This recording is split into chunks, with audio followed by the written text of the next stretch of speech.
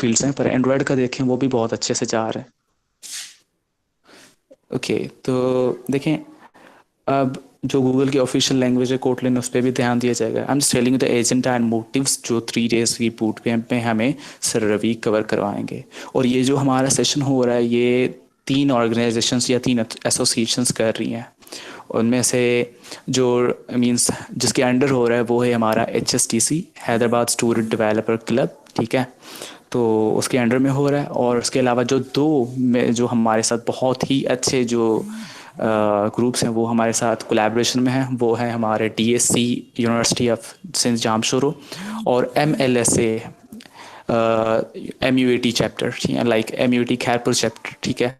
तो उन्होंने हमें कोलैबोरेशन किया हमारे साथ। सो ये बहुत ही अच्छा होने वाला है, क्योंकि देखें आपको कहीं भी ऐसे इंटरनल एरियाज़ में, आई एम नॉट कॉलिंग अंदरून सिंध और वगैरह वगैरह, आई एम जस्ट टेलिंग कि हैदराबाद से लेकर जो भी एरियाज़ हैं except Karachi just for mentioning, except Karachi, देखें बहुत सारे आपको ग्रुप्स मिलेंगे, पर NGOs मिलेंगी, बहुत सारी मतलब नॉन गवर्नमेंटल ऑर्गेनाइजेशंस और जो सर्विस टू कम्युनिटी वाले ग्रुप्स हैं, लाइक जो कम्युनिटी के लिए हेल्प कर रहे हैं किसी भी तरह से, लाइक फूड के हिसाब से हो गया, हेल्थ के हिसाब से हो गया, वेल्थ के हिसाब से हो गया, बहुत सारे मीन्स मेंशन हैं या कंसर्न्स हैं, ठीक है। पर अब देखें टेक के हिसाब से, टेक्नोलॉजी के हिसाब से हेल्प करने वाले और नीडी पीपल को हेल्प करने वाले बहुत ही कम ग्रुप्स हैं। लाइक मैं कहता हूँ जो अच्छी लेवल पे हैं वो तो ना होने के बराबर हैं, ठीक है। तो ये 3 ग्रुप्स जो जिन्होंने कोलैबोरेशन की है, सो ये देखें बहुत अच्छा कोलैबोरेशन है। इसमें क्या होगा कि आप देखें एंड्रॉयड पे अभी जो बूट कैंप है, इससे पहले भी बहुत सारे वेबिनार्स HSTC के अंडर में हुए और उसके अलावा DSC के अंडर में हुए हैं, ठीक है। जो ये सेशन है ये बहुत ही अच्छा होने वाला है। अब ये इसका मतलब ये नहीं है कि आई am just praising, I am just admiring this session. मैं कहना ये चाहता हूँ कि आप अटेंड करें, दूसरों को भी बताएं कि ये है, और फ्री ऑफ कॉस्ट है। देखें आप सेंटर्स पे जाते हैं, दूसरे जो भी सेंटर्स होते हैं या लाइक टेक के हो गए या ITC सेंटर्स होते हैं, आप उसमें जाते हैं, कितनी पेमेंट पे करते हैं? लाइक मैं तो कहता हूँ पर मंथ 20K या 50K, लाइक 20,000 15,000, ये तो एटलीस्ट होगा ना। आई am not joined any centre, तो मुझे इतना गारंटीड पता नहीं। सो ये देखें आप उतना पे करते हैं, पर अगर आप छोटे से बूट कैंप में लाइक 3 days अ वीक हो गया, छोटे वेबिनार्स हो गए, तो उनको अटेंड करके 1 घंटे में आप देखें बहुत कुछ सीख सकते हैं, जो आपको पर वीक, एक पूरे वीक में आपको सिखाया जाता है टू इन द सेंटर्स, ठीक है। I am not insulting the centres और I am not mocking at the centres and their management, but मैं इसमें ये कहना चाहता हूँ जो फ्री ऑफ कॉस्ट आपको चीज़ें मिल रही हैं और टेक के हिसाब से मिल रही हैं। देखिए आपकी फील्ड भी टेक के, और देखें आप कितना पीछे हैं दूसरी यूनिवर्सिटीज़, जो मेजर यूनिवर्सिटीज़ हैं, उनको देखें, दूसरे कंट्रीज़ को देखें, फर्स्ट वाइड उनको देखें तो वो कितने आगे हैं। तो उनके बराबर पहुंचने के लिए अब देखें मिसाल के तौर पर वो कितनी स्पीड्स पे जा रहे हैं, वो जा रहे हैं 120 की स्पीड पे और हम चल रहे हैं 60 की स्पीड पे। तो हमें ऐसा नहीं कि हमें 120 की speed cover I mean adopt करनी पड़ेगी तो हम जाके उनको बीट कर सकेंगे, नो, हमें 120 से भी आगे जाना पड़ेगा। सो हमारे पास टाइम कम है, हमारी टेक्नोलॉजी बढ़ती जा रही है और हमें जल्द अज जल्द सीखना है। सो आप ऐसे सेशंस अटेंड किया करें। और thanks to these 3 organizations, these groups जिन्होंने कोलैबोरेशन की है, ठीक है। एंड और सबसे ज़्यादा हम अप्रिसिएशन और वेलकम और थैंक्स जो प्रेजेंट करेंगे वो हम करेंगे सर रवि कुमार को, जो कि हमारे MUAT खैरपुर के स्टूडेंट हैं, ठीक है, सॉफ्टवेयर इंजीनियरिंग के। और उन्होंने ये मोस्टली आइडिया प्रेजेंट किया कि ये सेशन रखना चाहिए और टू द कम्युनिटी हमें सर्व करना चाहिए। So join this, I would like to hand over to the देखें sir Ravi Kumar. Sir please turn on your mic and speak over. Thank you, Umair. Thank you for this opportunity. Hello, my name is Ravi Kumar. जैसे sir उमेर ने भी बता दिया थोड़ा introduction. I am Android developer at ROV Karachi, and I'm currently in the final year of my degree, software engineering. So today we are going to cover some basic details about Android, which is a mobile operating system. So, can you tell me who is interested in actual development in Android? Chat में बता दें अगर जो भी मतलब interested है Android में आगे करियर करने के लिए, या किसी ने काम किया हो एंड्रॉयड पे या किसी भी प्रोग्रामिंग लैंग्वेज पे, चैट में बता दें। नहीं किया किसी ने भी? चलें ठीक है। अच्छा, आप ये सब जो भी अवेलेबल हैं ये बता दें कि आप कौन से डिपार्टमेंट से हैं और कौन से इंस्टीट्यूट से हैं, सिर्फ मैसेज में।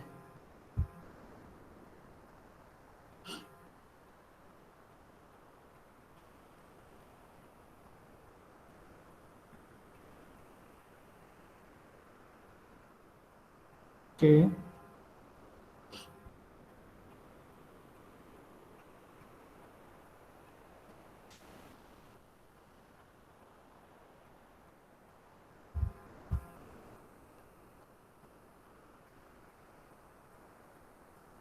okay, it's good. Let's move on to our session. That's fine. ठीक है। Let me share my screen.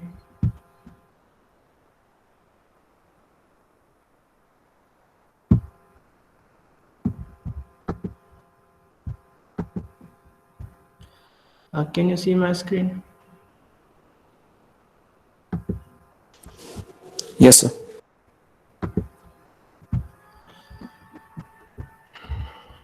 So, where to get started is quit talking and begin doing. तो अगर आपका कोई इंटरेस्ट है एंड्रॉयड में तो सोचिए मत, बस स्टार्ट हो जाइए।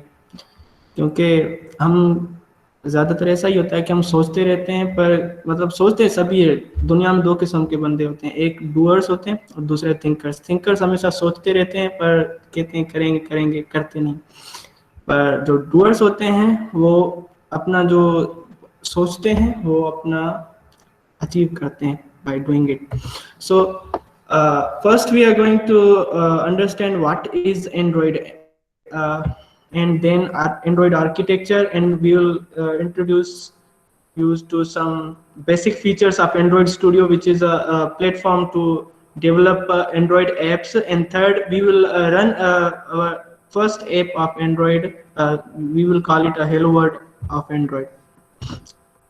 Android Studio, sorry, Android operating system. Android operating system is an open source mobile operating system जो 2003 में एंडी रूबिन और उसकी टीम ने डेवलप किया था, जो बाद में 2005 में गूगल ने एक्वायर किया था अप्रोक्सीमेटली $50 मिलियन में।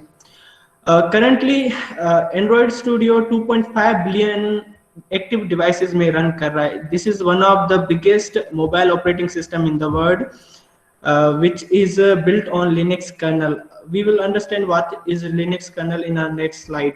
So Android operating system is completely open source, means you can modify the operating system and you add your own features to it.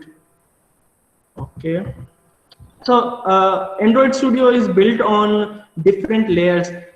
In order to develop your apps, it is not necessary, but it is a plus point that you should know about the architecture of Android. So how the Android is built, and now we are going to understand that there are different 5 layers of Android architecture.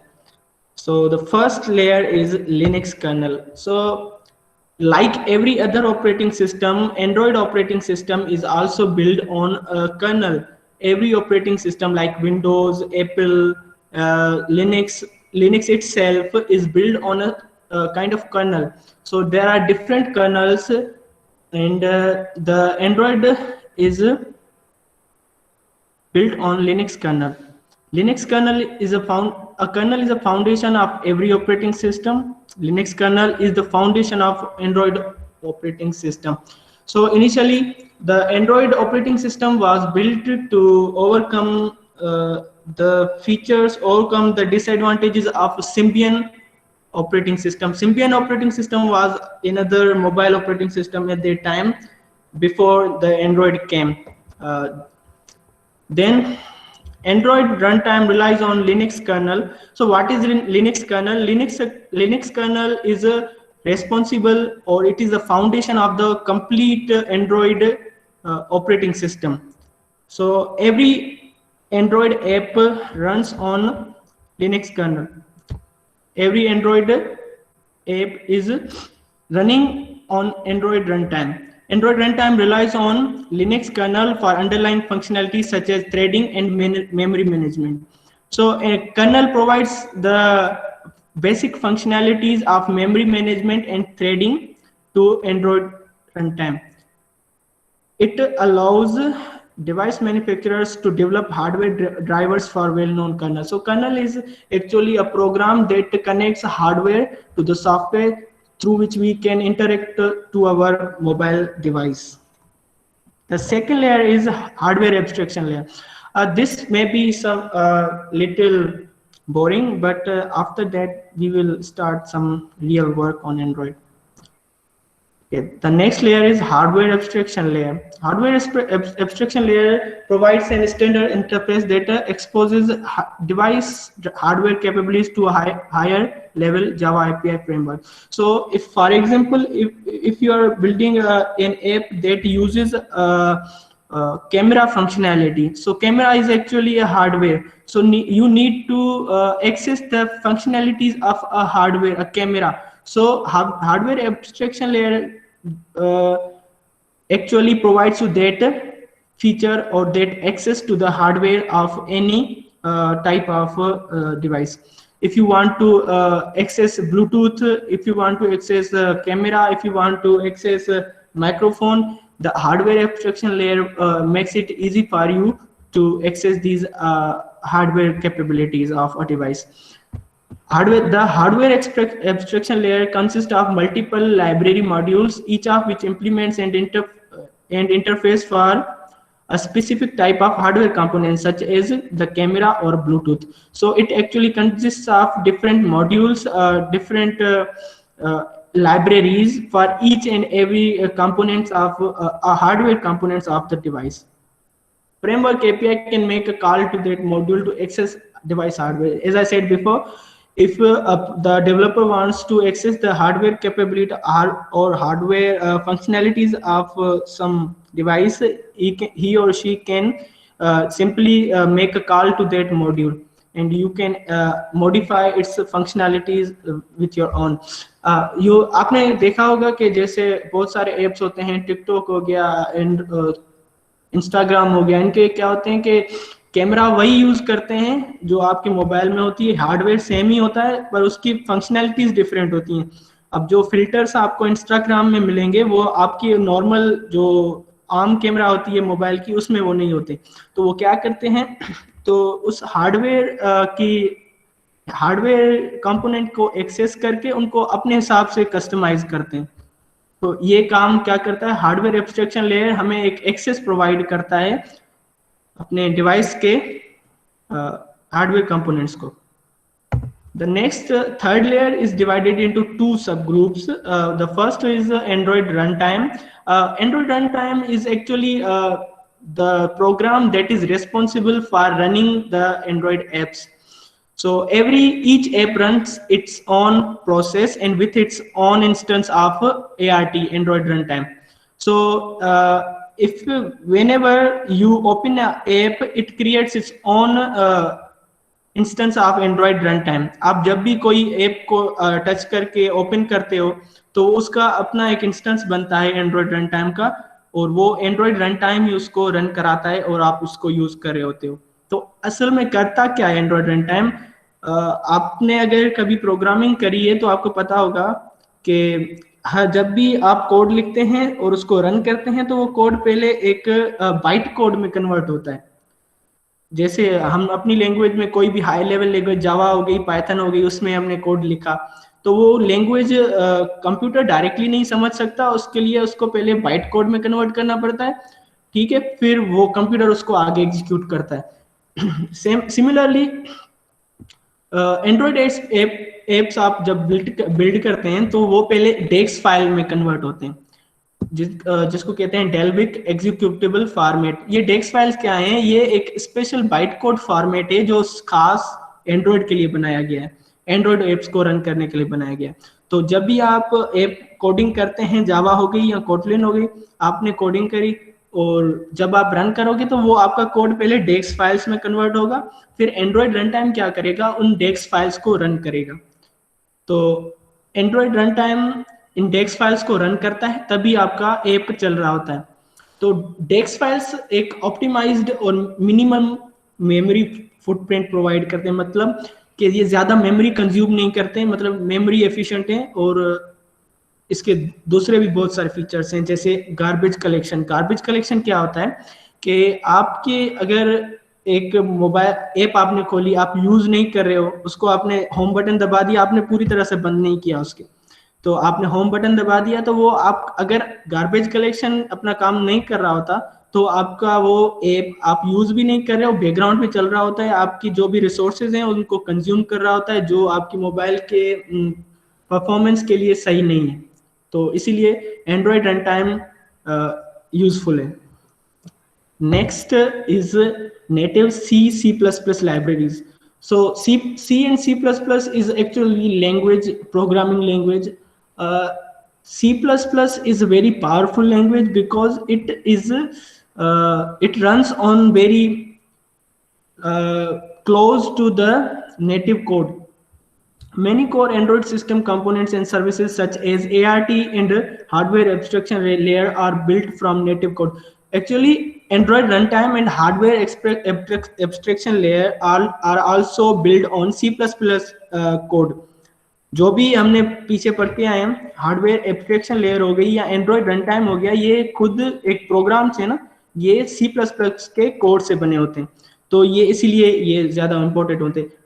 अच्छा, अगर developer चाहे तो वो भी C++ की help ले सकता है अपने एंड्रॉइड एप्स को बिल्ड करने के लिए, तो ये भी हो गया। ठीक है, अच्छा समझ आ रहा है थोड़ा बहुत? हेलो? ऑब्वियसली सर, बेहतर है। ठीक है, ठीक है, कंटिन्यू करें?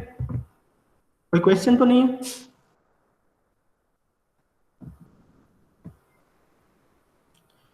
If you have any question just ask, mic open करके यहाँ चैट में पूछ सकते हैं।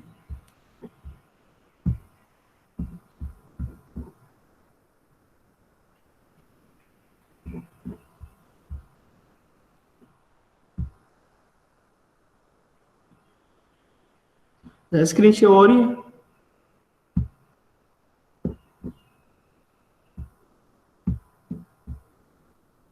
हेलो? जी सर, बिल्कुल शो हो रही है। ठीक है, कंटिन्यू करते हैं। नेटिव C++ लाइब्रेरीज के बाद आता है Java API framework. Java API framework क्या होता है? ये एक्चुअल फ्रेमवर्क होता है जिससे हम कोडिंग करते हैं। जैसे जावा लैंग्वेज हो गई, हम कोई भी एंड्रॉयड ऐप्स, जो रियल एंड्रॉयड ऐप्स बिल्ड होते हैं वो जावा के कोड से होते हैं, उसको हम जावा एपीआई फ्रेमवर्क कहते हैं। The entire feature set of the Android operating system is available to you through APIs written in Java language. हमें जो भी फीचर सेट एंड्रॉयड का अवेलेबल होता है ना, वो जावा की लैंग्वेज के थ्रू अवेलेबल होता है, जो हम अपने हिसाब से यूज करते हैं, उनको प्रोग्राम करते हैं और बिल्ड करते हैं। These APIs form the building blocks you need to create Android apps. So इसमें क्या आ जाता है कि एंड्रॉयड का एक व्यू सिस्टम होता है जिसके अंदर buttons, screens, layouts, text, list वगैरह, ये जो भी कंपोनेंट्स एक यूजर इंटरफेस के अंदर होते हैं, वो जावा एपीआई फ्रेमवर्क हमें बिल्ट इन प्रोवाइड करता है। So it also includes resource manager, notification manager, activity manager and content providers. Notification manager, resource manager क्या होता है कि रिसोर्स, जो भी आपका ऐप, आपका एंड्रॉयड ऐप जो भी रिसोर्सेज यूज कर रहा है, जैसे टेक्स्ट फाइल्स हो गई, स्ट्रिंग्स हो गई, और कोई भी वेरिएबल्स हो गए, तो वो रिसोर्स मैनेजर हैंडल करता है। और नोटिफिकेशन मैनेजर, आप ये तो आपने बहुत बार देखा होगा कि कोई भी आपका मैसेज आता है, फॉर एग्जांपल व्हाट्सएप का, तो वो एक नोटिफिकेशन के फॉर्म में आता है, तो ये नोटिफिकेशन मैनेजर हैंडल कर रहा होता है ये सारे टास्क। एक्टिविटी मैनेजर हो गया, कंटेंट प्रोवाइडर हो गया। कंटेंट प्रोवाइडर, एक्टिविटी मैनेजर क्या होता है कि आपके दो स्क्रीन्स के बीच में जो कम्युनिकेशन होती है ना, एक ऐप के अंदर मल्टीपल स्क्रीन्स होती हैं, और दो स्क्रीन्स के बीच में भी और दो एप्स के बीच में भी जो भी कम्युनिकेशन हो सकती है, वो एक्टिविटी मैनेजर कराता है। एंड देन कंटेंट प्रोवाइडर्स क्या करता है कि हमें फाइल्स और डायरेक्टरीज को एक्सेस करने में हेल्प करता है। हम अगर हम ऐसा ऐप बना रहे हैं, अच्छा एक सिंपल एग्जांपल देता हूँ। व्हाट्सएप में अगर आप कोई इमेज शेयर करनी होती है तो व्हाट्सएप के अंदर से ही आप क्या करते हैं कि गैलरी को एक्सेस कर सकते हैं। आपका गैलरी जो होती है वो एक क्या कह सकते हैं कि डायरेक्टरी है जिसके अंदर सारी इमेजेस पड़ी होती हैं। तो कंटेंट प्रोवाइडर काइंड ऑफ ऐसा ही काम करता है कि आपके ऐप को एक्सेस देता है आपके मोबाइल के फाइल सिस्टम से। तो ये हो गया Java API framework. Sorry. So Java API framework is completely a programming language that we use to develop our Android apps. The next is system apps. System apps, you must have seen them in your mobile apps. जो भी जब हम एक new mobile लेते हैं तो उसमें दूसरे एप्स हो ना हो, उसके कुछ अपने एप्स होते हैं। एसएमएस का ऐप भी होता है अपना, ईमेल का हो गया, कैलेंडर हो गया, इंटरनेट ब्राउजिंग हो गया, कॉन्टेक्ट्स का, ये आपने देखे होंगे, ठीक है। ये होते हैं सिस्टम एप्स। इनके ऊपर आपका कोई कंट्रोल नहीं होता, आप इनको अनइंस्टॉल नहीं कर सकते, ये सिस्टम के साथ आते हैं। तो ये क्या कहते हैं, इसे डिफॉल्ट एप्स होते हैं जो पहले से ही आपके मोबाइल में अवेलेबल होते हैं, वो सिस्टम एप्स होते हैं। अगर आप चाहें तो इनकी फंक्शनैलिटीज को एक्सटेंड कर सकते हैं, अपने एप्स में यूज कर सकते हैं, और या आप इनको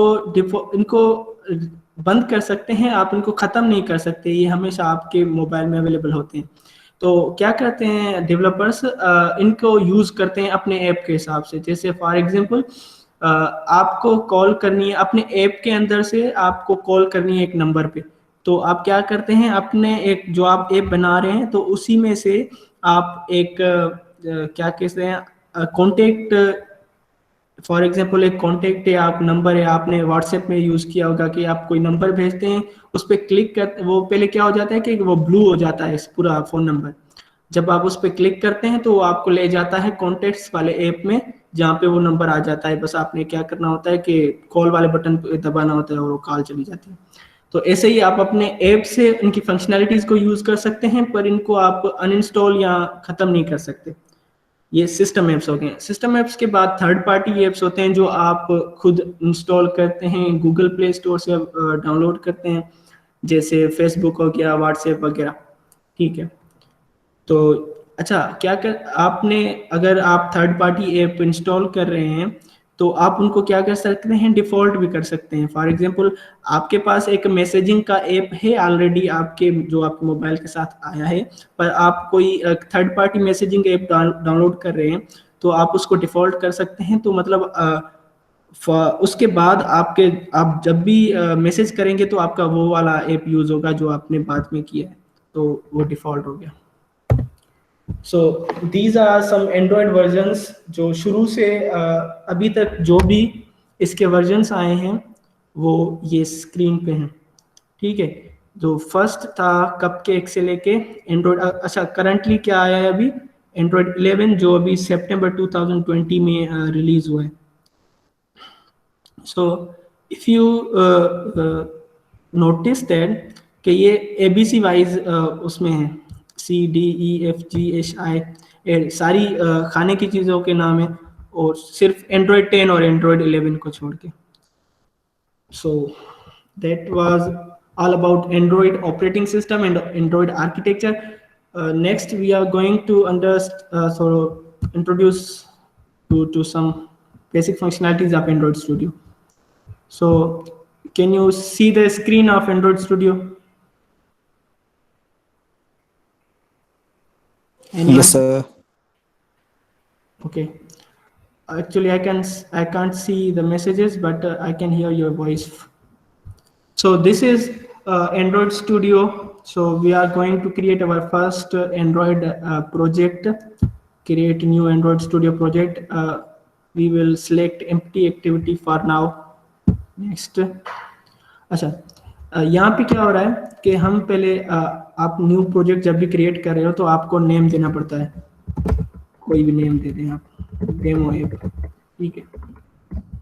ये आपका नेम जब भी आप रिलीज करेंगे ना अपने ऐप को या रन करेंगे आपके मोबाइल के अंदर, जैसे व्हाट्सएप के आइकॉन के नीचे व्हाट्सएप लिखा हुआ आता है, तो ये इसके आपका ऐप का नाम डेमो ऐप आएगा। अच्छा, ये पैकेज नेम खुद जनरेट होता है आपके नेम के हिसाब से? ये डायरेक्टरी है कि आपका ऐप कहाँ पे स्टोर होगा आपके लैपटॉप के अंदर? और ये लैंग्वेजेस है। अच्छा, आपके पास दो ऑप्शंस होते हैं, जावा और कोटलिन। जो गूगल की रिकमेंडेड लैंग्वेज है वो है कोटलिन, तो हम कोटलिन पे काम करेंगे। Last thing is minimum S D के। सो आप यहाँ से कंट्रोल कर सकते हैं कि आपका जो आप ऐप बना रहे हैं वो कितने वर्जन तक चलेगा। फॉर एग्जांपल अगर हम जेली बीन कर रहे हैं सिलेक्ट मिनिमम, तो मतलब जेली बीन से लेके आगे सब आगे जो भी वर्जन आए हैं उन पे सब पे आपका ऐप चलेगा, पर जेली बीन के पीछे जो भी वर्जन है उसमें किसी पे भी आपका ऐप रन नहीं होगा। फॉर एग्जाम्पल अगर हम जेली बीन सिलेक्ट कर रहे हैं तो आइसक्रीम सैंडविच जो वर्जन है उस पर आपका ऐप नहीं चलेगा। अगर अगर फॉर एग्जाम्पल हम लॉलीपॉप कर रहे हैं तो 5.0 से लेके ऑनवर्ड्स में आपका ऐप चलेगा, पर जो 5.0 के बैकवर्ड होगा किसी पे भी आपका ऐप नहीं चलेगा। सो जब भी आप अगर डेवलपमेंट करना चाहें एंड्रॉयड पे, तो ये आप सोच समझ के सिलेक्ट करें कि आपको मिनिमम एसडीके क्या रखना है। तो फिलहाल हम लॉलीपॉप करें। अच्छा, ये बता रहा है यहाँ पे कि मैंने लॉलीपॉप अगर सिलेक्ट किया तो बता रहा है कि आपका एंड्रॉयड ऐप जो भी होगा वो कितने डिवाइसेस पे रन कर सकता है। अप्रोक्सीमेटली 94.1% ऑफ डिवाइसेस पे रन कर सकता है। ओके, अगर हम थोड़ा पीछे जाते हैं, फॉर एग्जांपल जेली बीन से लेके, तो ये अभी बता रहा है कि 99.8% ऑफ डिवाइसेस पे मेरा ऐप रन कर सकता है। तो ठीक है, इसी को करते हैं फिनिश। अब ये क्या करेगा, हमारे लिए एक एंड्रॉयड स्टूडियो का प्रोजेक्ट क्रिएट करेगा। अच्छा,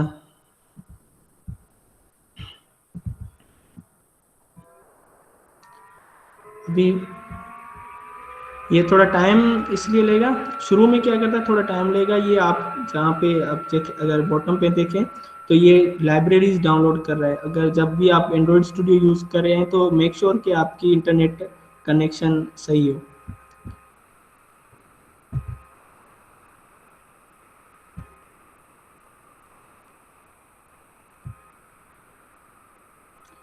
जब तक ये बिल्ड हो जाता है थोड़ा क्वेश्चनिंग कर लेते हैं। अच्छा, किसी को समझ आ रहा है यहाँ?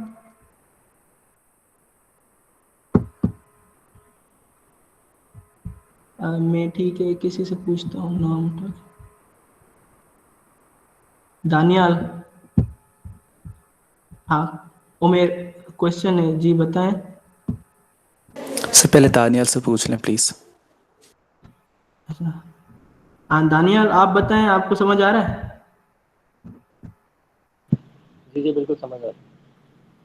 अच्छा ठीक है। और अहमद अजीज,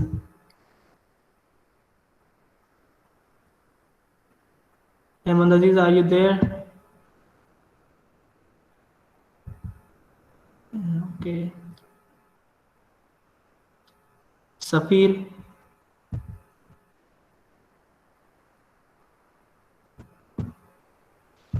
Yes, sir, I am understanding. Okay ठीक है। शारिक, हाँ क्वेश्चन पूछे मैंने। अस्सलाम वालेकुम।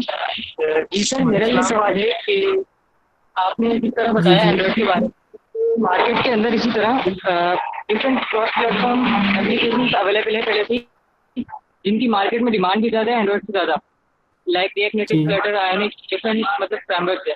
तो मेरा ये क्वेश्चन है कि एंड्रॉइड की अगर हम मार्केट में जॉब देखें तो वो ज़्यादातर मैक्सिमम एक्सपीरियंस वाले बंदों की है। तो अगर कोई बिगिनर बंदा है वो एंड्रॉइड में जाए आगे, तो उसके पास एक्सपीरियंस क्या कहाँ से रहेगा जब वो मतलब कहीं पर भी अप्लाई करता है? आप काइंडली मैसेज चैट पे कर सकते हैं, थोड़ा आपका आवाज़ क्लियर नहीं आ रहा, आपकी लास्ट सर लाइन समझ अगर नहीं आ रही। इजाज़त हो सर अगर इजाज़त हो तो शारिक का क्वेश्चन मैं रिपीट करके क्लेरिफाई कर दूं। जी जी जी जी जी बता। सर शारिक ये पूछना चाहता है कि जैसे आजकल मार्केट में बहुत सी चीज़ें हैं जो कि ट्रेंड पे जा रही हैं। लाइक फ्लटर हो गया, वो तो हाइब्रिड एप्लीकेशंस के लिए होता है, हाइब्रिड प्लेटफॉर्म। और ऊपर से रिएक्ट नेटिव हो गया, ठीक है। तो जी इस तरह से ये भी हाइब्रिड के लिए है। तो ये कहना चाहता है कि ऐसे बहुत सी फील्ड्स हैं या आई मीन सब्जेक्ट्स हैं जिसमें हम जाना चाहते हैं, पर कौन सा चूज़ करें। लाइक एंड्रॉयड में जाने के बाद ऐसी कौन सी स्पेशलिटी होगी हमारे पास कि हम जाएं और इमीडिएटली हम कुछ अक्वायर कर सकें। So he just wanna ask the importance of android as compare to the other subjects. अच्छा, आपने अगर बात की हाइब्रिड प्लेटफॉर्म्स की, तो आप कंपेयर नहीं कर सकते फ्लटर को, आप एंड्रॉयड के साथ कंपेयर नहीं कर सकते आप। Obviously sir. अ, ठीक है, तो उनका अपना काम वो क्या है कि वो मल्टीपल ऑपरेटिंग सिस्टम्स पे रन कर रहे हैं, बट नेटिव के फंक्शनैलिटीज़ को वो compete नहीं कर सकते। ठीक है, you can not compare apples with oranges, so उनकी अपने वो हैं फीचर्स हैं। तो एंड्रॉयड नेटिव क्या है कि वो बना ही एंड्रॉयड के लिए, बना ही एंड्रॉयड ऑपरेटिंग सिस्टम के लिए, वो ज़्यादा पावरफुल है। और अगर आप और वो ज़्यादा क्या कह सकते हैं हम, एफिशिएंट है उनके ऐप से। बिल्कुल, नेटिव एप्स आर मच सिक्योरर भी होते हैं। अच्छा, security is another aspect, but जो एक एंड्रॉयड नेटिव एप्स होते हैं वो ज़्यादा पावरफुल होते हैं और ज़्यादा एफिशिएंट होते हैं as compare to cross platform. So if you are working on flutter that is okay, वो भी सही है, बट अगर नेटिव वो अलग चीज़ है, वो आपके चॉइस पे डिपेंड करता है। अच्छा, क्वेश्चन पूछा दानियाल ने कि कोटलिन पढ़ें या जावा पढ़ें। मैं तो रिकमेंड करूंगा कि अगर आपको कोई भी जावा आती है तो जावा पे फिलहाल स्टार्ट करें, अगर जावा भी नहीं आती है आपको तो शुरू में ही आप कोटलिन से स्टार्ट करें, क्योंकि आज या कल आपने कोटलिन पे ही शिफ्ट होना है, क्योंकि गूगल ने इसको रेकमेंड कर दिया है, मतलब ऑफिशियल लैंग्वेज रेकमेंड कर दिया है एंड्रॉयड के लिए। सो कोटलिन, और ये 100 टाइम्स तो ज़्यादा हो गया, 10 टाइम्स ईजी है जावा से। ठीक है, तो कोटलिन में बहुत सारी, अगर आप जावा में एक कोड लिख रहे हो 10 लाइन में, तो कोटलिन में वो 3-4 लाइन्स में हो जाता है, और इजी है, उसका सिंटेक्स समझना इजी है और बहुत सारी चीज़। और कोटलिन को बनाया ही एंड्रॉयड के लिए गया है, तो इस हिसाब से उन्होंने मतलब ये ध्यान में रखा है कि हम कैसे इसको ईजियर बनाएं एज कम्पेयर टू जावा। जी अमन।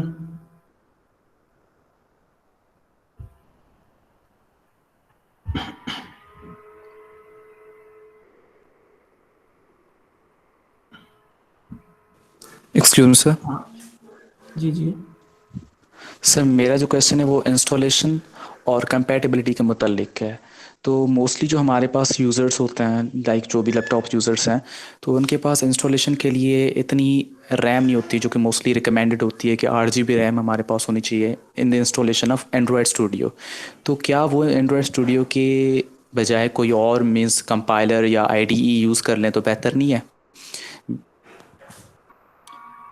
अच्छा, और कौन सी यूज़ कर सकते हैं? नहीं, I don't think so. Android studio, अगर आप एंड्रॉयड ऐप्स रन करना चाहते हैं तो एंड्रॉयड स्टूडियो इज़ बेटर, क्योंकि इसमें जो भी टूल्स हैं वो आपको काम आएंगे। अगर आपको ऐसी कोई आईडी मिल भी जाती है जिस पे आप एंड्रॉयड ऐप्स रन कर सकते हैं, तो उसमें वो सारे फीचर्स, वो सारे टूल्स नहीं होंगे अवेलेबल जो एंड्रॉयड स्टूडियो के अंदर है। एंड्रॉयड स्टूडियो तकरीबन हमेशा इसके लेटेस्ट रिविजन्स या वर्जन्स आते रहते हैं, जिसमें ये इसको बेहतर बनाते जाते हैं। और भी अगर आप 1-2 साल पीछे देखें एंड्रॉयड स्टूडियो को, तो ये बिल्कुल मतलब इतने इसमें मसले आते थे कि ये रन भी नहीं होता था सही से। तो उसकी बाद ही ये अभी जो मतलब ना, ये बहुत बेहतर हो गया है। अगर आप एंड्रॉयड में काम करना चाहते हैं तो सिंपली 4 GB पे भी 4 GB अगर आपकी रैम है तो फिर भी काम चल जाता है। मैंने खुद चलाया इस पे काम। क्या होना चाहिए कि आपका प्रोसेसर अच्छा होना चाहिए और इस पे काम। अच्छा, 8 GB रैम है तो फिर और ज़्यादा सही है। ठीक है, जैसे अगर आप सर काम करना चाहते हो तो थोड़ा आपको उस हिसाब से सिस्टम लेना पड़ेगा। सर जहाँ तक मेरा ख्याल है विजुअल स्टूडियो कोड जो कि 4 GB यूज़र्स हैं, 4 GB रैम वाले, तो उनके पास लाइक ये जो एंड्रॉयड स्टूडियो है वो बहुत ही ज़्यादा लैगिंग करता है, बहुत ही ज़्यादा पीसी को इतना स्लो कर देता है, यू नो बेटर। ये तो जी जी। ऑब्वियसली साफ बात है। तो अगर हम विजुअल स्टूडियो कोड यूज़ करें, लाइक उसमें डीबगिंग भी आ गई, उसमें हम अगर कोई ऐसी ऐसी ऐसी कोई एप्लीकेशन लाइक जो थर्ड पार्टी एप्लीकेशन हो, लाइक वाइजर हो गई, ये कुछ और एप्लीकेशंस होगी जो कि हमें एसडीके की भी ज़रूरत नहीं पड़ेगी, डायरेक्ट अपना फिजिकल डिवाइस जो होगा वो कनेक्ट करके शो करके स्क्रीन पे वो उसके साथ कनेक्ट भी हो जाता है विजुअल स्टूडियो के साथ। तो हम जो भी हमारी टेस्टिंग होगी, वो जैसे एंड्रॉयड स्टूडियो पे हम टेस्टिंग करते हैं अपने एसडीके और एमुलेटर में, तो वो सारी टेस्टिंग हम उसमें कर सकते हैं ना। तो कोड तो कोटलिन या जावा का हो गया, मल्टीपल फाइल्स क्रिएट कर ली, ये थोड़ी सी स्टेप है। बाकी सब जो हो गया वो विजुअल स्टूडियो में कर सकते हैं ना। या जी फिर थोड़ा सा मुझे बता दें कि ये एंड्रॉयड स्टूडियो में ऐसी कौन सी अलग चीज़ें हैं जो कि दूसरे आईडीज़ में नहीं होती और उनकी खास ज़रूरत पड़ती है एंड्रॉयड डेवलपमेंट में, तो इससे बिल्कुल पता लग जाएगा कि आखिर मतलब इसमें क्या क्या खास फीचर्स हैं। थैंक यू बिल्कुल। सर। अच्छा, आपने सही बात कही। विजुअल स्टूडियो पे भी आप कर सकते हैं, पर अगर आप वाइजर पे, आपने वाइजर की बात की, आप वाइजर पे रन कराना चाह रहे हैं अपने एप्स को, तो वो आप एंड्रॉयड स्टूडियो में भी कर सकते हैं, ठीक है। अगर एमुलेटर का मसला है तो ज़रूरी नहीं है कि आप एमुलेटर यूज़ करें, आप फिजिकल डिवाइस यूज़ कर सकते हो एंड्रॉयड स्टूडियो पे। हाँ, वो बात सही है आपकी। जब हम एमुलेटर यूज़ करते हैं तो वो ज़्यादा लोड पड़ता है पीसी पे, तो इसीलिए खास करके फिजिकल डिवाइस रन करना ज़्यादा एफिशिएंट होता है। अच्छा, मैं आपको दिखा रहा हूँ अभी कि कौन सी चीज़ें हैं जो एंड्रॉयड स्टूडियो में मतलब बेहतर है। मैं ये ऐप रन कर रहा हूँ, यहाँ पे जो ग्रीन कलर का ट्रायंगल बना हुआ था प्ले बटन, उसको मैंने दबाया तो ये अभी एमुलेटर पे रन होगा, ठीक है।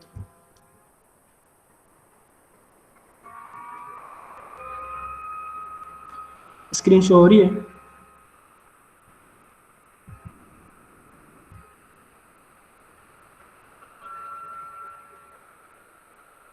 Yes sir.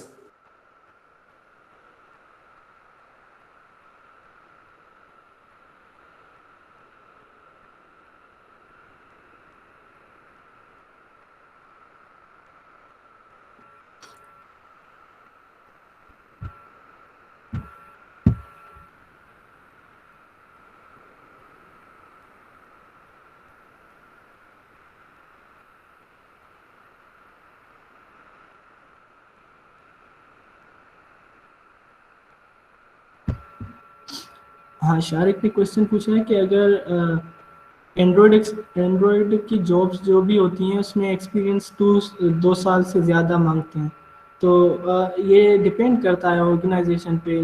जहाँ पे मेरी जॉब लगी है वहाँ पे मेरा तो कोई एक्सपीरियंस नहीं था, और मैं अभी एज अ स्टूडेंट हूँ, मैं पढ़ रहा हूँ, ठीक है।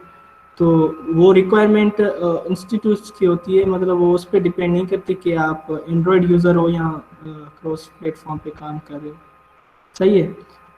अगर आप जाहिर सी बात है, अगर आप काम करेंगे तभी आपका एक्सपीरियंस होगा ना, आप काम ही नहीं करेंगे तो एक्सपीरियंस कैसे होगा। तो हर बंदा शुरू में एक बिगनर होता है, बाद में जाके वो एक्सपर्ट बनता है, सही है शायद।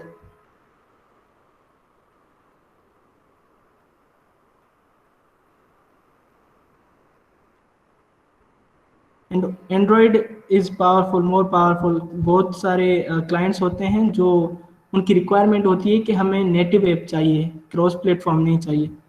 तो वो क्या करते हैं कि अगर उनको आईओएस के लिए अलग चाहिए, एंड्रॉयड के लिए अलग चाहिए, तो वो अलग ऐप्स बनवाते हैं। आईओएस के लिए वो अलग बनवाते हैं और एंड्रॉयड के लिए अलग क्योंकि वो नेटिव का पावर जानते हैं, उनको पता है कि नेटिव ज़्यादा एफिशिएंट होता है।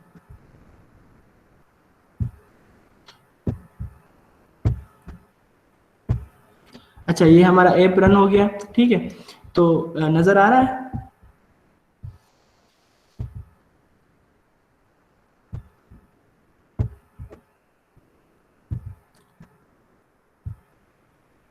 Yes sir.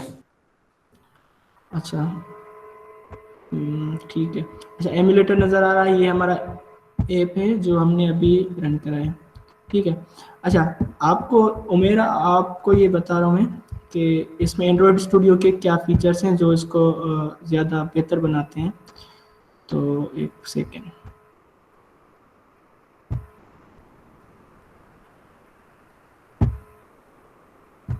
ठीक है।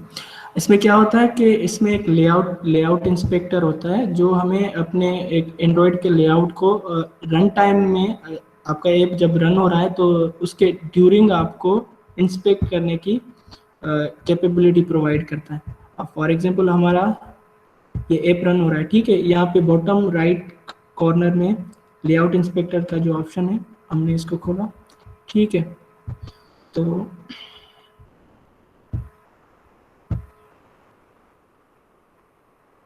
एक सेकेंड,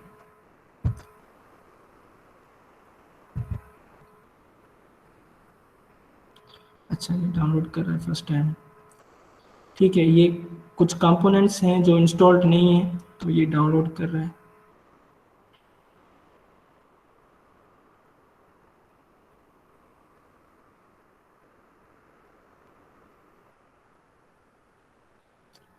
उमेर इसमें और भी ज़्यादा फीचर्स हैं, जैसे मेमोरी मैनेजमेंट हो गई।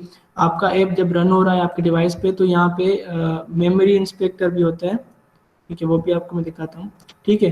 तो उसमें आपको पता चल रहा होता है कि आपका ऐप कितनी मेमोरी यूज़ कर रहा है, कितनी रैम यूज़ कर रहा है, कितनी स्पेस कवर कर रहा है आपके मोबाइल पे, ठीक है। बहुत सारी चीज़ें बता रहा होता है। अगर आपका ऐप क्रैश हो रहा है तो वो किस वजह से हो रहा है, ठीक है, उसका आपके मोबाइल पे क्या असर पड़ रहा है, एक्सेट्रा, ठीक है। अच्छा ये हो गया, ये नज़र आ रहा है, ठीक है। अब ये आपका ऐप रन हो रहा है तो इसमें आपको इंस्पेक्टर बता रहा है, एक मिनट, ये देखें, नज़र आ रहा है ये? जी सर। ये 3D व्यू है कि आपके लेआउट के अंदर कौन कौन से कंपोनेंट्स हैं और वो कैसे वर्क कर रहे हैं।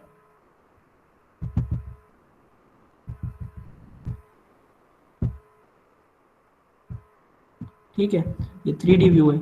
अब एक क्या है, ऊपर ये टेक्स्ट है, डेमो के नाम से ये टेक्स्ट है, ये उसका टूल बार है जो यहाँ पे नज़र आ रहा है, ये ब्लू कलर का टूल बार है और ये टेक्स्ट है, ठीक है। और ये जो सेंटर पे हेलो वर्ल्ड लिखा हुआ नज़र आ रहा है ये भी एक टेक्स्ट व्यू है। तो इसको हम देख सकते हैं कि हमारे ऐप के कितने लेयर्स हैं, कितनी कंपोनेंट्स यूज़ हो रहे हैं। ये तो एक सिंपलेस्ट ऐप है। अगर जब हम बड़े लेवल पे डेवलपमेंट करते हैं तो उसमें मल्टीपल कंपोनेंट्स आ जाते हैं, ठीक है। तो उसको समझने के लिए ये बहुत क्या कहते हैं, हेल्पफुल साबित होता है ये वाला फीचर। ये समझ आ गया लेआउट इंस्पेक्टर का मतलब?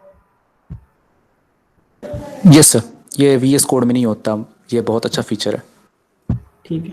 अच्छा एक दूसरा होता है प्रोफाइलर यहाँ पे, ठीक है। अच्छा ये प्रोफाइलर मेमोरी मैनेजमेंट हमें सारे बता रहा होता है कि हमारा ऐप रन हो रहा है, ठीक है। तो ये बता रहा है कि CPU, ये ग्रीन कलर में बता रहा है कि हमारा कितना CPU यूज़ कर रहा है हमारा ऐप। मेमोरी बता रहा है, रैम कि कितनी यूज़ हो रही है, ठीक है। नेटवर्क, अगर हमारा ऐप इंटरनेट से कनेक्टेड है तो वो कितनी डेटा आ रही है, कितनी डेटा जा रही है, ठीक है, वो भी बता रहा। अभी तो हमारा ऐप नेटवर्क से कनेक्टेड नहीं है तो इसलिए ये खाली नज़र आ रहा है। एनर्जी मतलब बता रहा है कि कितनी हमारी एक्टिविटी, जो करंट एक्टिविटी में हम खड़े हैं, ठीक है, वो कितने रिसोर्सेज यूज़ कर रहा है। ये तो सिंपल ऐप पे तो इतने रिसोर्सेज यूज़ नहीं कर रहा, खाली एक टेक्स्ट व्यू नज़र आ रहा है, ठीक है। ये प्रोफाइलर का काम है और ये बहुत बहुत मतलब क्या कहते हैं, हेल्पफुल होता है जब आप बड़ी लेवल पे डेवलपमेंट करते हो, ठीक है। हमें ओके सर, थैंक यू। ठीक है। अच्छा नाउ अब हम थोड़ा एंड्रॉयड स्टूडियो को समझते हैं, ठीक है। तो हमारी जो ये स्क्रीन नज़र आ रही है, हर स्क्रीन को हम एंड्रॉयड में एक्टिविटी कहते हैं, ठीक है। तो हर एक्टिविटी के दो फाइल्स होते हैं, हर स्क्रीन के दो फाइल्स होते हैं, ठीक है। एक होता है लेआउट फाइल जिसमें हम सारी उसकी डिज़ाइनिंग करते हैं और UI को डिज़ाइन करते हैं, यूज़र इंटरफेस को, ठीक है। ये हो गया, ये ऊपर दो टैब्स बने हुए हैं ना, तो ये एक्टिविटी main.xml फाइल जो हम लेआउट्स बनाते हैं वो XML फाइल में बनाते हैं और उसकी जो फंक्शनैलिटीज़ बनाते हैं, कोडिंग करते हैं एक्चुअल, वो यहाँ पे करते हैं .kt फाइल में, कोटलिन का फाइल, ठीक है। फॉर एग्जांपल ये हो गया टेक्स्ट व्यू। आप क्या कर सकते हैं, यहाँ पे पैलेट है, ठीक है, यहाँ पे डिफरेंट कंपोनेंट्स है, आप इनको मैन्युअली भी ऐड कर सकते हैं। फॉर एग्जांपल ये बटन है, मैंने ड्रैग एंड ड्रॉप किया यहाँ पे, ठीक है। ये ऐसे भी आप ऐड कर सकते हैं यहाँ, ठीक है। आप यहाँ से भी ऐड कर सकते हैं टेक्स्ट फॉर्म में, ऐसे, ठीक है। फिर आप यहाँ से जो भी आप इसमें फीचर्स देना चाहें, जो भी एट्रीब्यूट्स ऐड करना चाहें कर सकते हैं। जैसे मैं इसको टेक्स्ट का एट्रीब्यूट दे रहा हूँ, बटन, ठीक है, ये बटन आ रहा है यहाँ पे, तो आप हम इसे यहाँ पे रख देते हैं, ठीक है। ये कंपोनेंट्स हैं जो हमने जावा एपीआई फ्रेमवर्क में पढ़े, जिसमें सारे बटन्स वगैरह बता रहा था कि जावा एपीआई फ्रेमवर्क। अच्छा, आपको पता है कि कोटलिन भी जावा पे बनी हुई है। जो कोटलिन का कोड है ना, बैक एंड पे जावा को ही रन कर रहा है। तो असल में ये एक लेयर बनाई गई है जावा के ऊपर, इसको डेवलपमेंट को इजियर बनाने के लिए। तो जो भी हमारे ये कंपोनेंट्स हैं, ये हमारे जावा एपीआई फ्रेमवर्क के पार्ट्स हैं। ये बटन हो गया, इमेज व्यू हो गया, टेक्स्ट व्यू। अच्छा, ये टेक्स्ट व्यू सिर्फ टेक्स्ट को शो करा रहा है, तो ये टेक्स्ट व्यू। अच्छा, एक क्या करते हैं, हम बेसिक फंक्शनैलिटी क्रिएट करते हैं। ये बटन की पोजीशन सेट कर रहे हैं कंस्ट्रेंट्स देके, ये आपको नेक्स्ट में बताऊँ, ठीक है। अच्छा, अब ये फॉर एग्जांपल हमारा लेआउट बन गया है, ठीक है। तो हम इस बटन को, हम चाहते हैं कि जब बटन क्लिक हो तो इसका टेक्स्ट व्यू का टेक्स्ट चेंज हो जाए, ठीक है। तो बटन की, अच्छा, हर कंपोनेंट जो भी हम यूआई में ऐड करते हैं तो उसकी आईडी देते हैं कोई भी। अब ये बटन है तो साइड में, लेफ्ट साइड में, ठीक है, नजर आ रहा है आपको? जी सर। ठीक है, बटन की आईडी दे रहे हैं हम, कोई कुछ भी आईडी दे सकते हैं अपने हिसाब से। मैं खाली बटन लिख रहा हूँ, ठीक है। और इस टेक्स्ट व्यू की भी आईडी दे रहा हूँ मैं, क्योंकि मुझे ये कंपोनेंट्स उसमें फाइल में यूज करने हैं। यहाँ पे मेन एक्टिविटी के अंदर मुझे ये कंपोनेंट्स यूज करने हैं, तो इनको आईडी देना जरूरी है। तो इसको मैं नाम दे रहा हूँ फॉर एग्जांपल टेक्स्ट, खाली टेक्स्ट दे रहा हूँ। तो अब बटन का, मैंने बटन की आईडी क्या रखी थी, मैंने ये बटन रखा था। तो अगर मुझे बटन को एक्सेस करना है तो मैं उसकी आईडी के हिसाब से एक्सेस करूंगा, उसको आईडी की मदद से एक्सेस करूंगा। तो बटन, BUTTN बटन, ठीक है, डॉट, ठीक है, dot set on click listener. अब ये क्या कर रहा है कि हमें क्लिक की फंक्शनैलिटी प्रोवाइड कर रहा है। मतलब बटन, ये बटन क्या है, ये बटन जो हम यहाँ पे ऐड करके आए वही सेम बटन है, ठीक है। उसकी आईडी है बटन, तो उसको यूज करके हमने एक क्लिक लिसनर लगाया है, ठीक है। फॉर एग्जांपल फिलहाल क्या करते हैं, हम टोस्ट शो करते हैं। टोस्ट क्या होता है, आप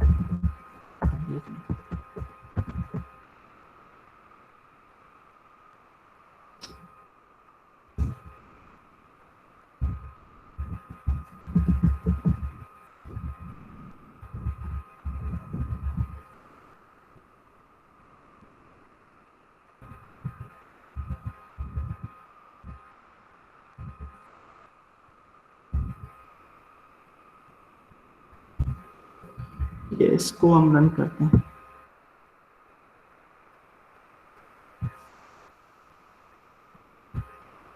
अच्छा, ये रन हो रहा है।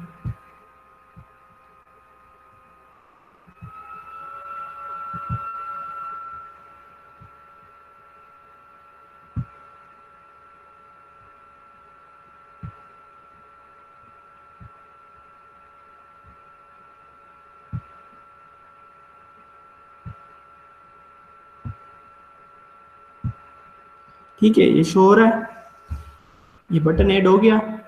अगर अब हम इसको क्लिक करेंगे तो हमें यहाँ पे एक मैसेज शो होगा। इसको हम टोस्ट कहते हैं कि थोड़ी देर के लिए मैसेज शो होता है, फिर वो डिसअपियर हो जाता है, ठीक है। हमने यहाँ पे हेलो वर्ल्ड का टेक्स्ट दिया है, जब भी हम इसको क्लिक करेंगे तो ये यहाँ पे शो हो रहा है, ठीक है।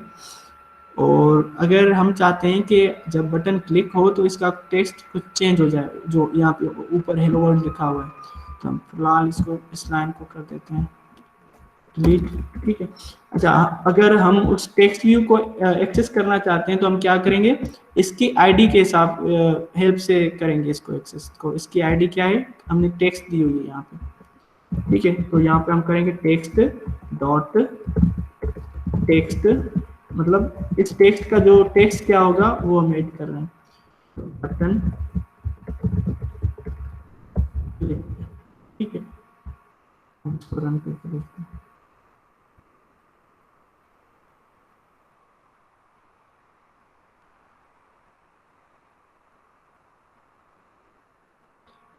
अच्छा, स्क्रीन शो हो रही है ना? बिल्कुल सर। ठीक है, देखिए आपने बटन को क्लिक किया तो इसका क्या हो गया, बटन चेंज हो, सॉरी टेक्स्ट चेंज हो गया। मैं दोबारा दिखाता हूँ। ठीक है, यहाँ पे अभी हेलो वर्ड लिखा हुआ है, जब मैं बटन को क्लिक करूंगा तो उसका टेक्स्ट चेंज हो रहा है। ठीक है, तो ये होगी सिंपल फंक्शनैलिटी। आपको सेंस समझ आ रहा है इसका?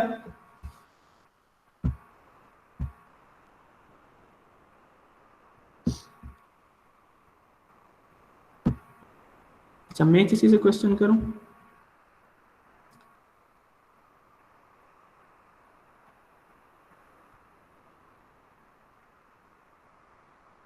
नूर मुस्तफा,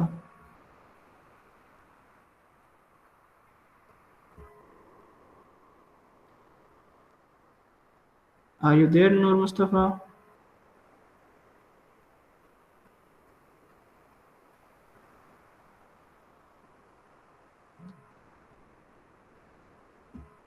आमना,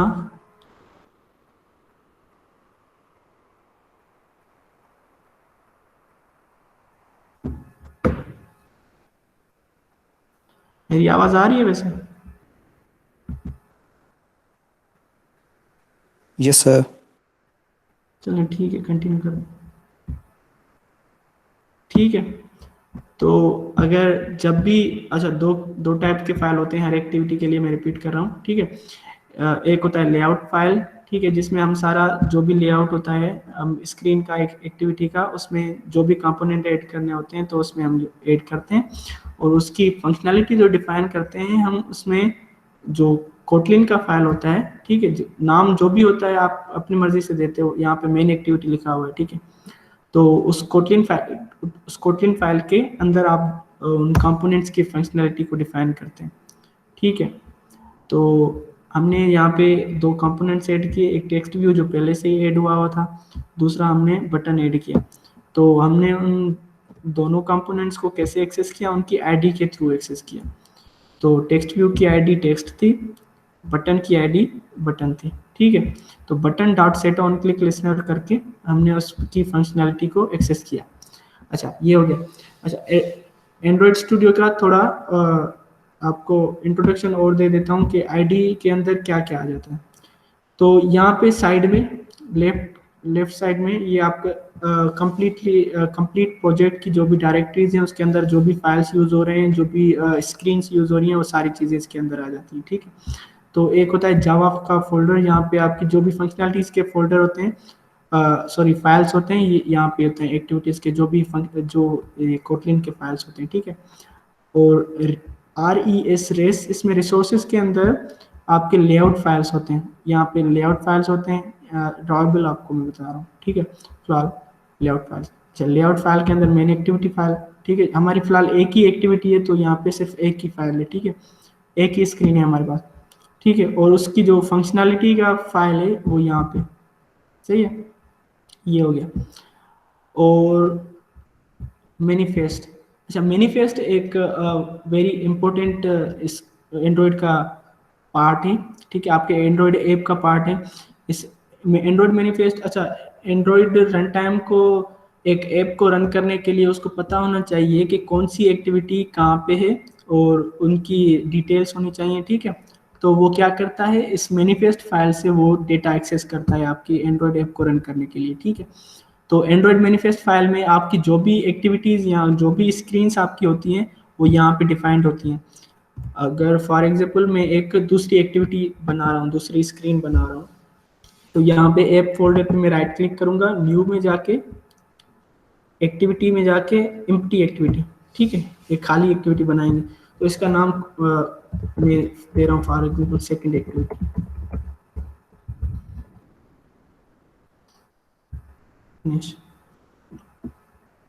ठीक है, तो ये एक दूसरी एक्टिविटी ऐड कर देगा। तो अब देखेंगे, अगर आप देखेंगे तो यहाँ पे दो फाइल्स आ रहे हैं लेफ्ट कॉर्नर में। ठीक है, तो पहले एक मेन एक्टिविटी तो शुरू से था, तो अब हमने जो दूसरी एक्टिविटी बनाई तो उसका सेकंड एक्टिविटी के नाम से एक फाइल बन गया, और लेआउट फाइल में देखेंगे तो यहाँ पे भी 2 फाइल्स होंगे। ठीक है, तो ये अभी कंप्लीटली खाली है। ठीक है, अगर हम चाहें तो इसमें कुछ भी कंपोनेंट्स ऐड कर सकते हैं। फॉर एग्जांपल बटन हो गया, इमेज व्यू ऐड कर दें, कुछ भी। ठीक है, अच्छा, उसके बाद आ जाता है ड्रॉएबल। ड्रॉएबल में क्या होते हैं कि आपके जो भी एसेट्स होते हैं, इमेजेस हो गई, आइकॉन्स हो गए, अगर आप अपने कस्टम इमेजेस इसमें ऐड करना चाह रहे हैं तो यहाँ पे आप ऐड कर सकते हैं। तो फॉर एग्जांपल एक इमेज हम ऐड करके देखते हैं।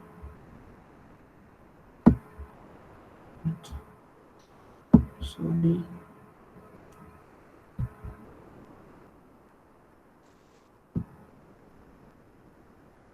ठीक है, यहाँ पे ये एक वॉलपेपर है। ठीक है, ये कस्टम इमेज यहाँ पे आ रही है, ये इमेज व्यू है। ये जैसे बटन है, टेक्स्ट व्यू है, वैसे ही इमेज व्यू भी एक जावा एपीआई फ्रेमवर्क का कंपोनेंट है जो हमें इमेजेस की फंक्शनैलिटी प्रोवाइड करता है। हम कस्टम इमेजेस दे सकते हैं या अपनी यहाँ पे ड्रॉ भी कर सकते हैं। ठीक है, ये हो गया। एक्टिविटीज का समझ आ रहा है सेंस?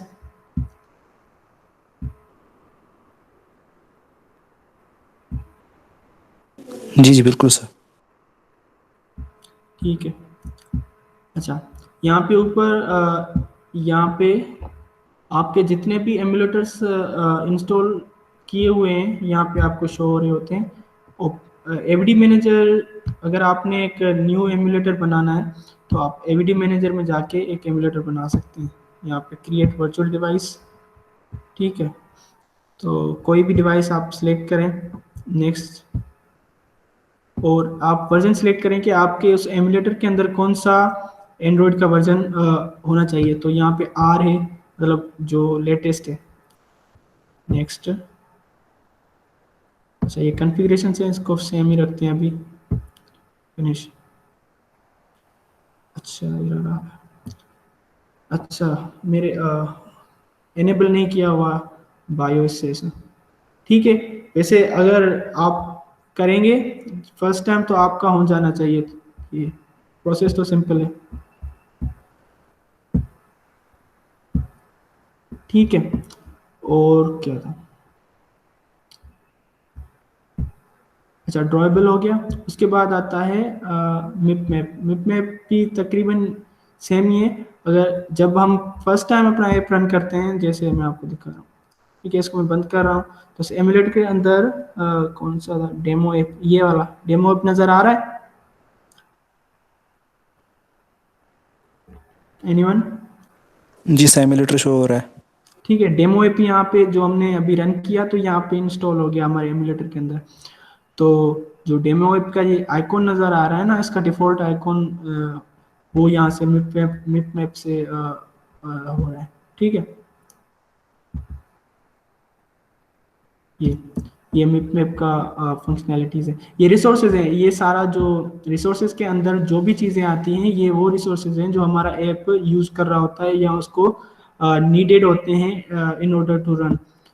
उसके बाद आता है वेरी इंपॉर्टेंट सब डायरेक्टरी होती है रिसोर्सेज की, वैल्यूज़। वैल्यूज़ बहुत इंपॉर्टेंट होता है क्योंकि इसके अंदर डिफरेंट 3 डिफरेंट टाइप्स के फाइल्स होते हैं। एक होते हैं कलर्स।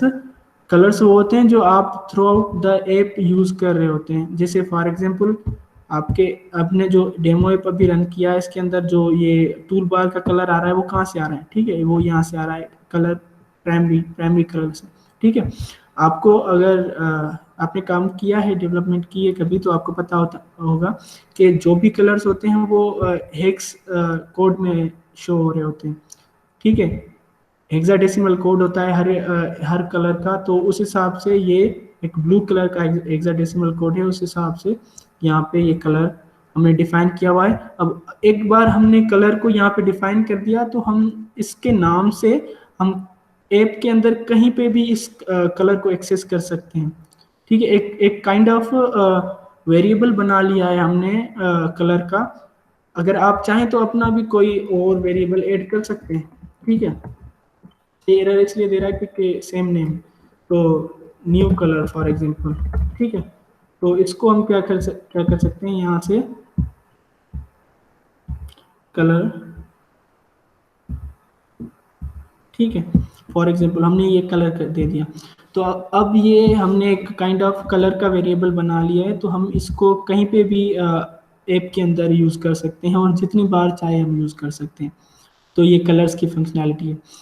तो इस फाइल का नाम क्या है, colors.xml। इसमें जो भी आप कलर्स ऐड करना चाहें कलर कर सकते हैं, ठीक है। उसके बाद आता है strings.xml।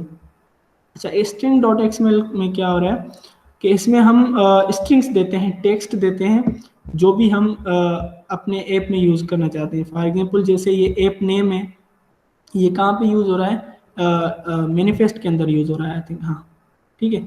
यहाँ पे नज़र आ रहा है आपको कि स्ट्रिंग स्लैश ऐप नेम। अब ये क्या कर रहा है कि हमारे ऐप को, जो ऐप का जो टाइटल है वो हम यहाँ पे डिफाइन कर रहा है, label equal to string slash app name. App name क्या है, ऐप नेम ये है, यहाँ पे हमने दिया हुआ है डेमो ऐप, ठीक है। अगर हम इसको चेंज करें, फॉर एग्जांपल माय ऐप करते हैं, तो अगर हम रन करेंगे तो इसका नेम चेंज हो जाएगा, क्योंकि ये वेरिएबल यूज हो रहा है हमारे ऐप के लेबल को डिफाइन करने के लिए।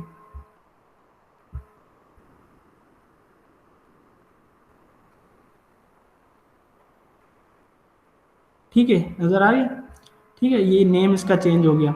तो ये रिसोर्स फाइल क्या करता है, स्ट्रिंग्स को स्टोर करता है। अगर हम एक दूसरी स्ट्रिंग बनाना चाहें, ठीक है, स्ट्रिंग, उसका नाम हम रखें another स्ट्रिंग, ठीक है, तो उसका कोई भी वैल्यू दे सकते हैं, another स्ट्रिंग फॉर एग्जांपल, ठीक है। अब हम क्या कर सकते हैं, इसको एक्सेस करवा सकते हैं। यहाँ पे हम इसको ऐप नेम को हटा के another स्ट्रिंग यूज कर सकते हैं। another स्ट्रिंग आ गया, इसको रन करते हैं।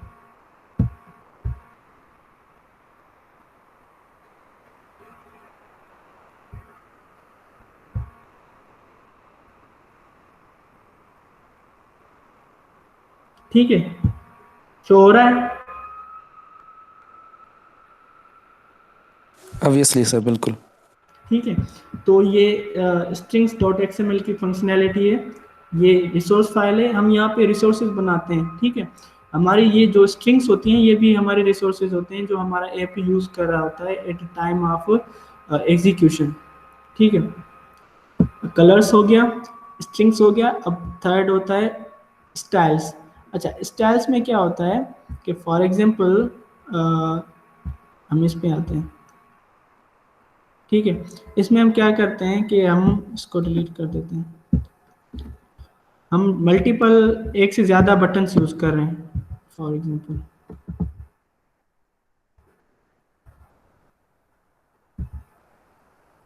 ठीक है।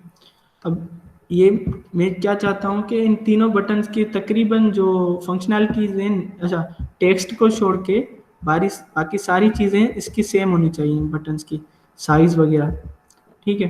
तो हम क्या करते हैं, मैं चाहता हूं कि मैं एक कॉमन स्टाइल बना रहा हूं, जो स्टाइल में सब बटन्स के लिए यूज करूंगा।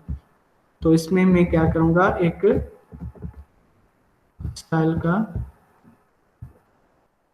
रिसोर्स बनाऊंगा, ठीक है। इसको मैं नाम दे रहा हूं बटन स्टाइल। इसमें हम डिफरेंट स्टाइल के अंदर बहुत सारी चीजें आ जाती हैं। For example,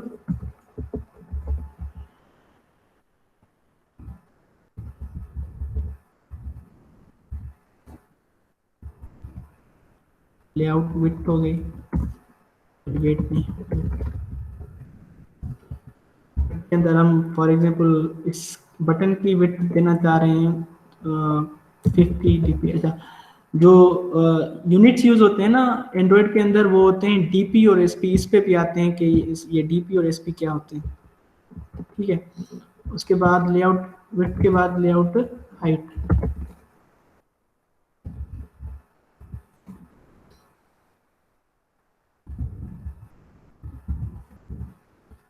layout hello, excuse me sir. Sorry for disturbance, पर प्लीज़ नेक्स्ट 5 मिनट्स में लाइक 7:25 पे हम सेशन एंड कर सकते हैं. वी जी विल जी कंटिन्यू फ्रॉम टुमारो जी जी इफ बस पॉसिबल. जी जी जी बस थोड़ा ही बचा है, अब इसको ख़त्म करते हैं, आखिरी ये फाइल है, ठीक है। Okay, thank you and sorry for inconvenience sir. कोई मसला नहीं। ठीक है, अगर फॉर एग्जांपल हमने इस पे इसको कॉमन लेंथ और विड्थ दे दी बटन स्टाइल के नाम से। अब हम यहाँ पे क्या कर सकते हैं कि यहाँ पे इसके जो पहले से ही दिए हुए हैं लेंथ और विड्थ, उसको ख़त्म करके हम एक स्टाइल का एट्रीब्यूट देके, यहाँ पे बटन स्टाइल आ रहा है, तो उसको हम अच्छा इसको थोड़ा बढ़ा देते हैं।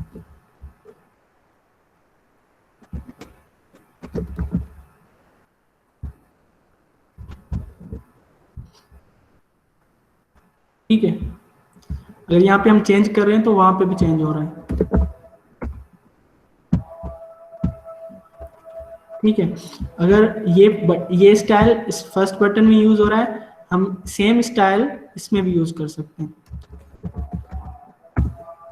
ठीक है, थर्ड बटन में भी यूज कर सकते हैं। तो ये रिसोर्स जो हमने बनाया है स्टाइल के बटन स्टाइल के नाम से, तो हम ये मल्टीपल चीजों में यूज कर रहे हैं, मतलब हम कोड रीयूजेबिलिटी परफॉर्म कर रहे हैं कि सेम कोड हमें बार बार ना लिखना पड़े और फंक्शनैलिटीज भी अचीव कर रहे हैं।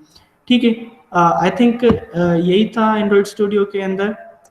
और अगर आगे हम काम करेंगे या आप कभी काम करेंगे तो ऐसे हो जाता है कि आप जब काम करना स्टार्ट करते हैं तो आप धीरे धीरे सारी चीज़ें समझ जाते हैं। मुझे भी शुरू में इतना पता नहीं था, जब मैंने काम किया तो ऑब्वियसली मुझे सारा चीज़ें समझ आ गई।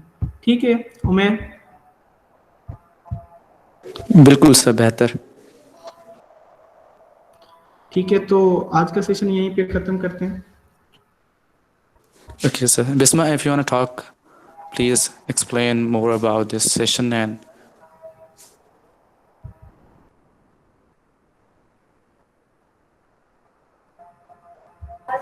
Thank you so much Ravi, आपने इतना सारा हमें टाइम दिया और आपकी जो ये कंट्रीब्यूशन है वो काफ़ी अच्छी है। और आई गेस कुछ ज़्यादा मैं बोलना नहीं चाहूँगी क्योंकि टाइम बहुत ज़्यादा ओवर हो गया है और पार्टिसिपेंट्स भी तकरीबन सब चले गए हैं, तो जी इंशाल्लाह we will continue from tomorrow. ठीक है, thank you. Thank you Ravi. Thank you. thank you everyone.